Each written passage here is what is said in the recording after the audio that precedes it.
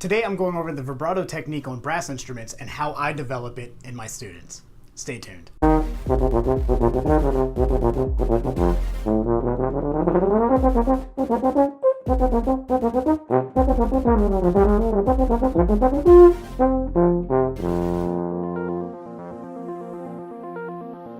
What's going on, guys? Aaron here, helping musicians get better, faster through performances, educational videos, and product reviews. And again, today we're talking about vibrato. Now, if you're new here, I do videos very similar to this one just about every single week. So consider hitting that subscribe button and the notification bell to be notified when I put up these videos so you get them directly to you. So vibrato is an Italian term which means to add vibration or to vibrate, and you hear it a lot in singers. But brass players love to use the technique to add a little bit of color or a singing quality to their sound. So the use of vibrato is extremely subjective, and that could be its own video because it really depends on, who you're playing for, what ensemble you're in, what your particular tastes are. So I'm not going to cover that in today's video. We're just going to talk about the development of vibrato. But just so you know, it's kind of up to the player to be educated and to know what style they're playing in and if vibrato and what kinds of vibrato would be best suited for the style that you're playing in.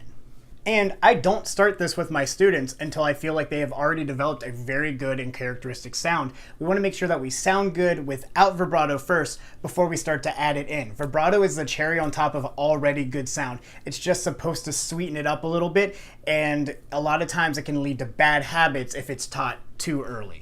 And there are various types of vibrato methods, but today we're just going to go over the jaw vibrato method because that tends to be the preferred method by most brass players in most situations. And what I mean by jaw vibrato is you're going to be manipulating the pitch using the hinges of your jaw. As you can see here with me playing with the visualizer, even though I'm using vibrato and I'm adding vibrato with the visualizer, you actually don't see anything happening inside the mouthpiece rim, but you do see my chin and the hinges of my jaw moving, and that's what you're aiming for. You're not looking to change much with your actual embouchure that's making connection with the mouthpiece, just kind of a little bit around it to help you bend and fluctuate that note a little bit. So once I have a student that has a really good sound and we're looking to enhance things with vibrato, I'll actually start working with them on lip bends to start that process. So a lip bend is where you play a note and then you actually bend it out of tune so much that it creates a new pitch. Most of the time you're aiming for a half step. So the exercise that we do is it's 3 half notes with a half rest, and all we do is you play a note, play it with the valve, play that note again, kind of like a Remington study, take 2 beats off. And then you do the same thing, but you don't use valves the second time.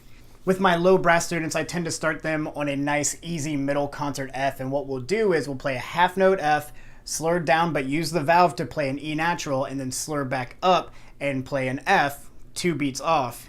Start that process again, but this time instead of playing the E natural with a valve, you're actually just going to bend the pitch down. And it doesn't have to be automatic. You can go ahead and let it be kind of a dirty slur down if you're bending that pitch.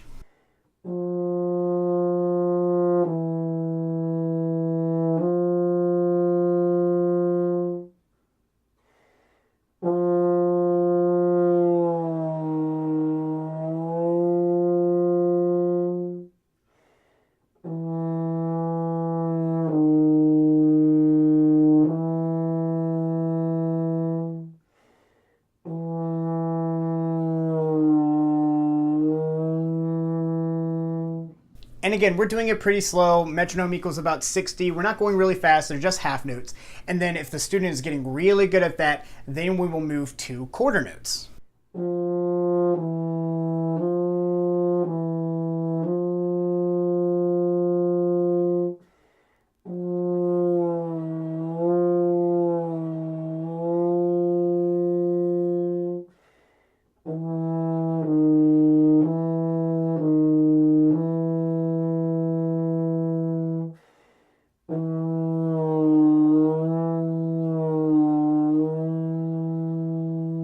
And as you can imagine, we'll speed it up until we get to 16th notes and we're going back and forth. But I always make sure that the very first thing that they play is a quarter note, even if we're moving to 8th notes or 16th notes. also always make sure that we end on either a quarter note or something long. So you start the note clean and end the note clean before you start manipulating or bending it. You're gonna do that in your vibrato too. You don't want to ever just start with vibrato right away. It kind of makes the note nasty. When you use vibrato, you're going to start it clean and then start manipulating the pitch and then end it clean. And so we're practicing that while we're doing these lip bends as well. Once the lip bends have started being done really well, then I start to actually instruct the vibrato side of it. And so first we'll talk about it just by using air. We'll talk about the kind of syllable I use, which is a woo syllable. And I know that sounds funny, a woo, woo, woo. You're gonna be essentially saying woo over and over again. And so what I tell the student is it's almost like you're going woo, woo, woo, woo, woo, woo, woo, woo, woo, woo, woo, as you're playing. And if you just use air, it'll sound like so you're getting that vibrato. Now it's a little exaggerated, but that's kind of what it's going to feel like. And I like using a woo or a whoa type syllable just because it keeps things open in the back of the embouchure. So once they're doing really well with that, I'll have them go through a scale that they're really comfortable with, and I'll have them do it in a whole note, whole rest, whole note, whole rest type pattern.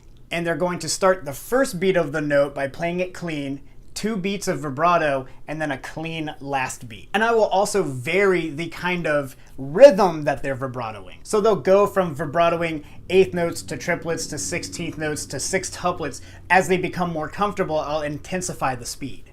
Now, when you're actually using vibrato in context and using it in a piece or in a solo, you don't want to actually plan out the rhythm of your vibrato, but this is just really good to work on being able to control the speed and width of your vibrato. So once they start playing up and down that scale with vibrato, and they're doing that with a lot of success, the next thing we'll do is we'll find a couple of lyrical etudes, and we will actually map out the vibrato in the etude.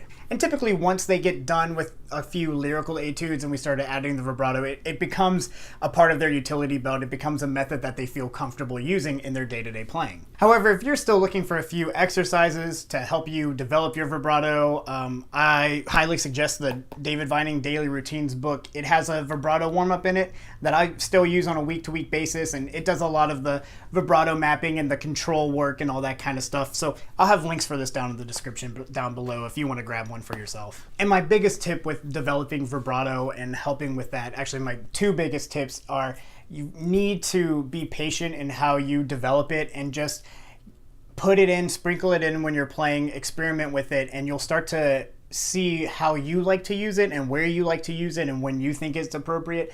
So just go for it, try it, see what works, see what doesn't. If you're in an ensemble setting, don't use it too much, but use it in solo situations and see who yells at you and how, and just try it out and see what happens with that. And the last one is to pick good musicians that you love, regardless of instrument, and really listen to the way that they use vibrato in their playing and start to try to emulate that. Not all 2 vibratos necessarily sound the same. Styles are very similar, but each person kind of has their own stamp with it. And so listening to that and starting to get an idea of what you personally want your vibrato to sound like. And that does lead me to my question of the day. What musical artist has your favorite vibrato? For me, it's a combination. I love the way Chris Bode uses his vibrato. I love the way that Yo-Yo Ma uses his vibrato. I also really enjoy Stephen Mead and the way he uses his vibrato on my instrument. Let me know who your favorites are in the comments down below. And if you like this video, please hit that like button. And if you haven't already, consider hitting that subscribe button to get more videos like this directly to you. And if you really like the channel and the videos I'm putting out, check out the Patreon with the link in the description down below to see how you can help monetarily help me keep this channel running. But as always, my name's Aaron Campbell, reminding you to be happy, but never satisfied. I'll see you next time.